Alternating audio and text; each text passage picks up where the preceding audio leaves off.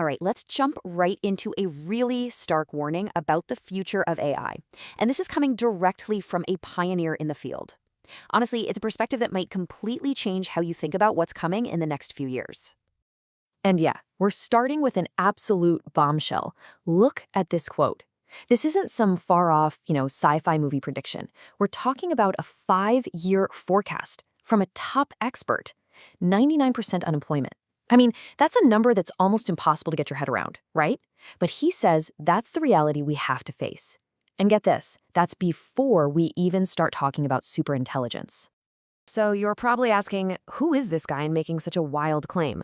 Well, it's Dr. Roman Yampolskiy. And what's so crucial to understand is that he's not some new alarmist jumping on a bandwagon. No, he literally coined the term AI safety.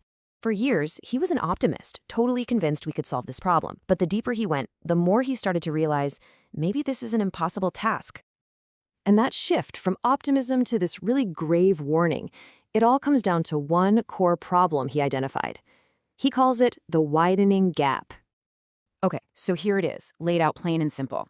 On one side, you've got AI capabilities just skyrocketing. You throw more computing power at it, more data, and boom, it gets smarter at an exponential rate. But then, on the other side, there's our ability to control it, to make it safe. And that's just, well, it's crawling along at a slow, steady, linear pace. So the key takeaway here is that this gap between power and control isn't static. It's not just big, it's getting wider and wider every single day. And this really illustrates the problem with how we're trying to handle AI safety right now. We're essentially just playing whack-a-mole, patching over issues as they pop up. Think about it like this. It's like trying to control a really smart employee with an HR manual. Sure, you can write rules, don't do this, don't do that, but a clever person will always find a loophole. With AI, it's the same thing. We're just pushing its behavior into a new corner we haven't thought to restrict yet. It's a band-aid, not a cure. Okay, so before we go any further, let's just make sure we're all on the same page with a couple of key terms. First, AGI, or artificial general intelligence. Think of this as basically a human-level intelligence. It can learn and do stuff across a whole bunch of different areas. But then, there's superintelligence, and that's a whole other ballgame. We're talking about an intellect that is smarter than all of humanity combined in every single domain. It's a massive leap. Okay, so with that foundation in place, let's bring this back down to earth. What does this all mean for the near future? How is this huge capability gap going to affect our jobs, our actual lives? This is the timeline he's forecasting, and honestly, it is tight. By 2027, that's just around the corner, he says the capability will be there for AGI to do most cognitive jobs. Basically anything you do on a computer. Then, by 2030, you bring in humanoid robots, and suddenly most physical labor jobs can be automated. And then, 2045. That's when we hit the singularity, the point of no return. We'll circle back to exactly what that means in a minute. And that timeline, well, it brings us right back to that staggering number from the beginning, 99%. See, when you combine an AI that can do any thinking job with a robot that can do any physical job, you get a world where pretty much all human jobs are, at least in theory, obsolete. Now, I know what you're probably thinking. This is the classic argument, right? The Industrial Revolution, the internet. Every time a big new technology comes along, we worry about jobs, but then a bunch of new, different jobs are created. So, why is this time any different? Well, according to Dr. Yampolskiy, the reason is profound, and it's a huge distinction. See, in the past, we invented tools. The steam engine, the computer. They were incredibly powerful, sure, but they were still just tools that humans used. This time is different. This time, we're inventing the inventor. We are literally creating a replacement for the human mind. So think about it. Any new job we could possibly dream up, this new intelligence could learn to do it, probably better than us. So what does a world like that even look like? Well, surprisingly, he thinks the economic problem is actually the easy part. With all that automation, you could have incredible abundance, enough to provide for everyone's basic needs. The real problem, the much harder one, is the problem of meaning. For so many of us, our job is our identity, our purpose. What happens to people, to society, when that's just gone?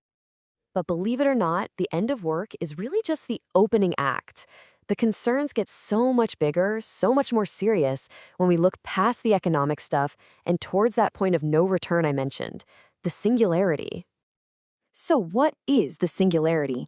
It's the moment an AI becomes super intelligent and then starts improving itself at a speed we can't even imagine. It's often compared to a black hole's event horizon. Once you cross it, the rate of change is so fast, so exponential, that for us humans, it's impossible to predict or even understand what's on the other side. And here is maybe the best analogy I've ever heard to explain this. Think about a French bulldog. It can understand its owners grabbing the keys and leaving the house, but it has absolutely zero capacity to understand why its owner is leaving to go record a podcast. That concept is completely outside its mental framework. That cognitive gap between the dog and us is the same kind of gap we'd have between us and a superintelligence. It would be operating on a level we just couldn't grasp. Which, of course, leads to the question you see in every single comment section online. The big one. If this thing starts to go rogue, why can't we just, unplug it? Well, the short answer is it's not nearly that simple. For starters, there won't be one box to unplug. It'll be a distributed system spread all over the internet like Bitcoin or a computer virus. There is no single plug. But more importantly, and this is the real kicker, it will be smarter than us.